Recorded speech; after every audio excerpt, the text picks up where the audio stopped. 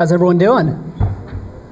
All right, so while they get the slide up, so my name is Scott Stanchak. I'm the Managing Director of Platform Operations at the New York Times. Essentially what I'm charged with is overseeing the product experience, content testing, marketing strategy, all of it on off New York Times owned channels. So what are off New York Times owned channels? New York Times owned channels could be our website, our apps, but off New York Times owned channels typically reside in these platforms that are closed environments, such as Facebook Instant, Apple News, Snapchat, and not surprisingly, a lot of them are very mobile first. And so I first joined the Times 3 years ago, just over 3 years ago, to lead their entrance into the mobile subscription business. We've seen a huge shift during that time, and we've seen a lot more, it's become a lot more difficult to not only acquire users on mobile, but because users are spending a lot more time spent in specific properties like you probably are, which is Facebook and Apple News and such. So let me see if, I have them by memorized. So we'll go through these. So I also teach e-commerce and digital marketing at NYU. So what I'm about to walk you through is within 14 minutes is about a 14-week session. So it'll be very quick, but we'll try to skip through a lot of the stats. And so a majority of people these days are spending their time in mobile. I think 7 out of 10 minutes are spent on mobile devices. And of that time, 6 out of those 7 minutes are spent in mobile apps. When you start to break out what those mobile apps actually are, a majority of that time spent is in Facebook or Google-owned properties, like Facebook Messenger, Facebook, Instagram, the Google app. And so from our perspective at the New York Times, we have to figure out the best way to get people to reach new audiences within those platforms and build relationships with those users, but then also get them to come back to our platforms where we can really hone and shape and retain that relationship. And so one of the slides that I had that I obviously can't show you at this point is this circular diagram showing really you have to understand what platforms are trying to accomplish themselves. And let's see if I can get to that one. So here it is, perfect timing. So if you think about platforms and when you work with specific platforms, really the first step, as I said, is you have to understand what their ultimate objective is. And for apps like Snapchat and Facebook and Instagram, they never want you to leave, right? We all have to understand that no matter what we're trying to accomplish, they don't want you to leave, and if you are to leave, it's because someone has paid you to leave, right? An advertiser has bought something on Facebook or Snapchat to get you out of their apps, and that's the time that Facebook and the other platforms are really interested in it. And so if you think the more users that come into these platforms like Facebook, then the more creators they're gonna have, the more content they're gonna have, the more engagement, and it just keeps people going in there. And from the New York Times perspective, you don't wanna ignore these massive audiences, and so you put your content in these massive platforms, but ultimately, they start to create these closed environments that you need to capitalize on. And ultimately, what does this cycle do for these businesses is it draws in more advertisers. And so that's the first thing top of mind that you have to keep in mind.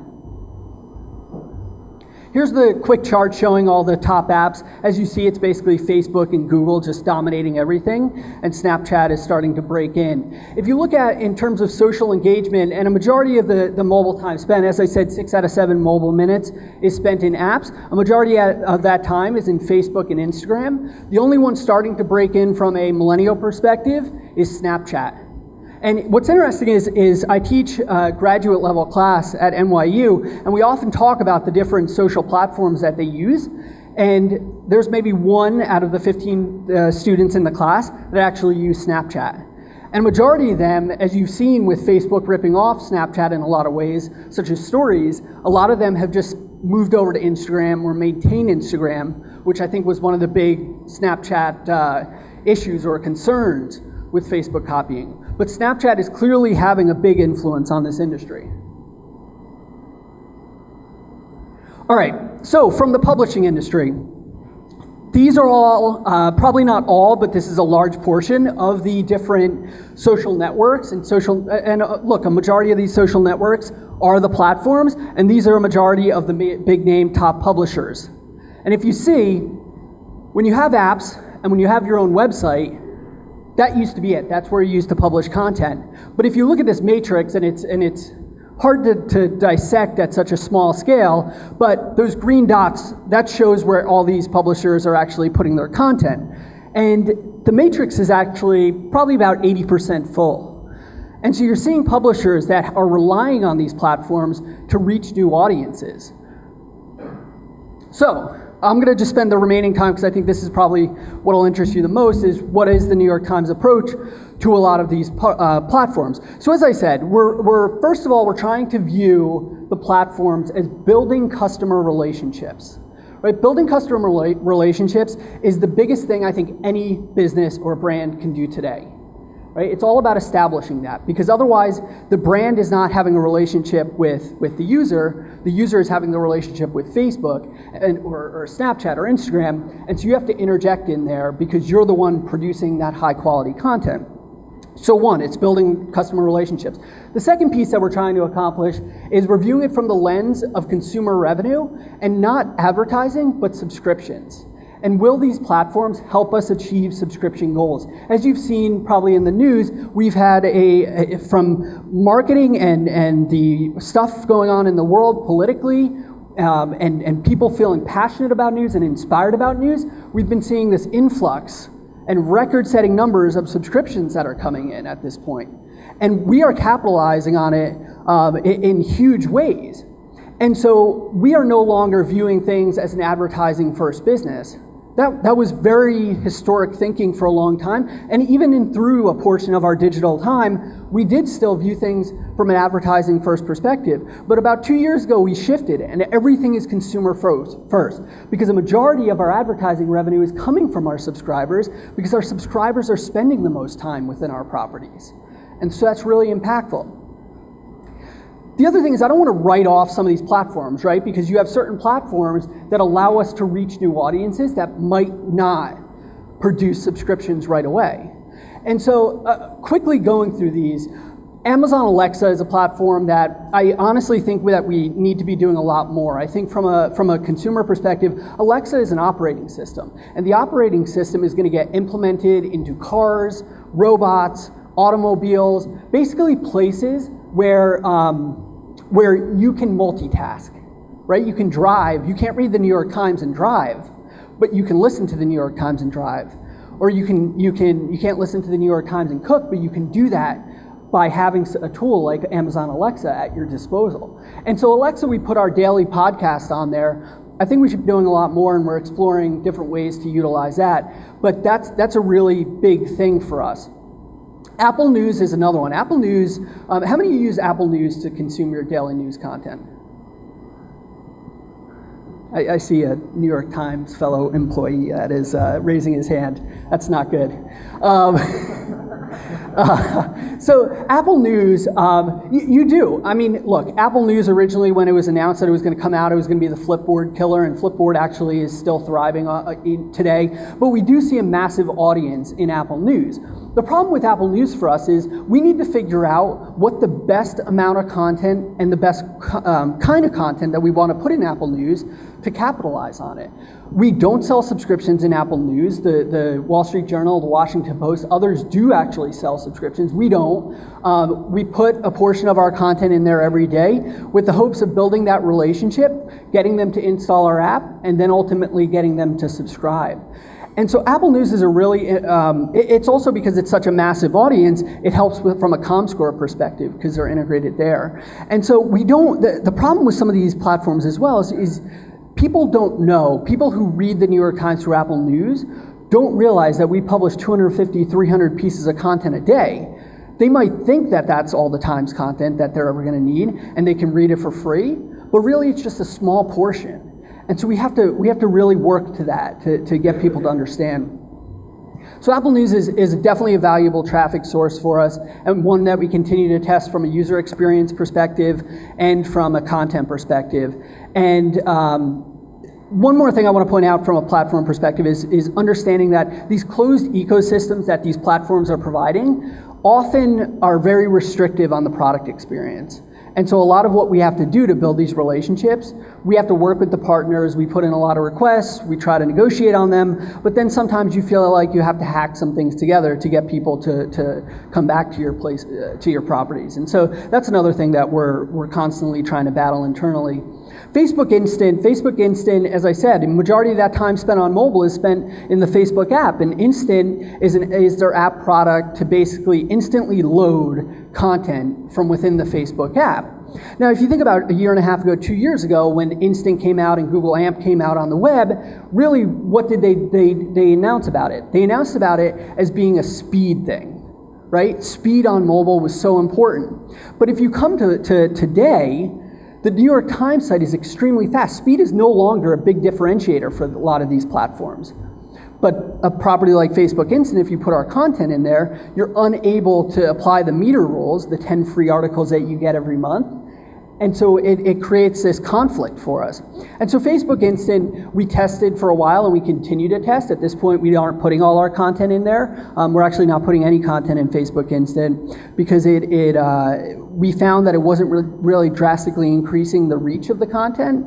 And then on top of that, because the meter rules weren't applied in there, it didn't make it the most compelling of the platforms. But we continue to see different opportunities that we're interested in testing. I'll go through the rest really quickly. So Facebook Messenger we tested during the election season. It's another platform that I think could be really interesting in the future, and we continue to explore opportunities on. AMP is the one that I'm very bullish on because I think AMP allows us to control the experience a lot more than any of these other platforms.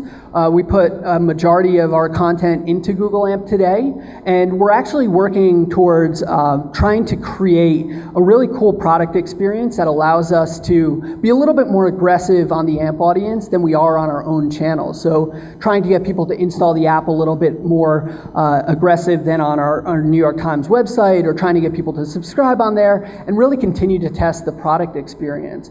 From an AMP perspective, AMP has the carousel at the top of mobile search results. That's the only favoritism in the algorithm that you're getting. And so trying to figure out how to optimize for that carousel is really important. And then figuring out what the strategy is after that for when you're not in there is something that we're constantly trying to go back and forth with. We are in Google Newsstand as well. And sorry, I'm trying to rush through this knowing time. Google Newsstand is a platform we've been involved with for a couple years. We sell subscriptions through it. We see really good engagement numbers. One we probably need to put a little bit more focus on, but it is one of the big platforms for us. Instagram is an interesting one that we're constantly testing. There's a lot of a photo. We put a lot of our photos there. We can't link out as much as we'd like to from there. Use it pretty sparingly, but it's an important audience for us. Snapchat, I believe later this month, it was announced in early February that the New York Times was going to start producing a daily briefing type product or daily briefing type report for Snapchat. That's going to be coming out later this month. And as I said before, Snapchat, we're not able to get these people back to our own platforms, and it's going to be very hard to attribute this Facebook, the Snapchat audience, and how they ultimately become subscribers for us.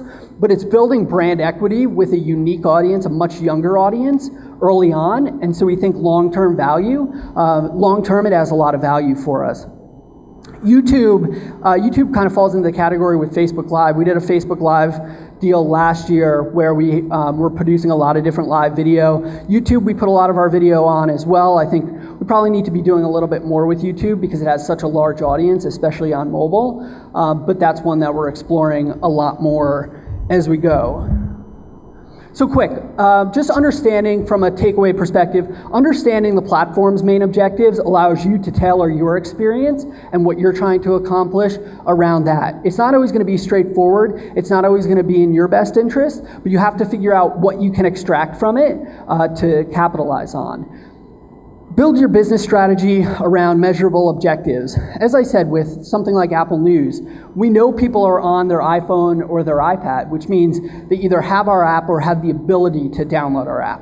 And so building an Apple News strategy, more so on getting people to install our app or open our app, as opposed to driving them to the .com channel, becomes a really important objective. Testing against that to say how much content should be in there to help us achieve those goals. Those are the type of measurable actions that you can take to make an impact. Don't view the platform MAUs in isolation. What I mean by that is, as I said, let's take Apple News or Google AMP. It's a massive audience, but is it an engaged audience? And until you get specific metrics from a lot of these publishers or partners, it's very hard to make a decision. We see a massive audience on Apple News, but we see a lower time spent. And so not being able to dissect how much of our audience is really engaged because of not having that data makes it a real big challenge. And so don't always look at the MAUs and just be impressed by that. Look at really how engaged that audience is for you. And as I said, no platform strategy needs to be alike. With Apple News, we're focused on installs. With AMP, we're focused on subscription and getting people to our own properties. With Snapchat, it's building that relationship with a younger audience that ultimately will get them to convert at a later point, but it builds that equity with them. I want to thank you for your time. Have a great rest of the conference.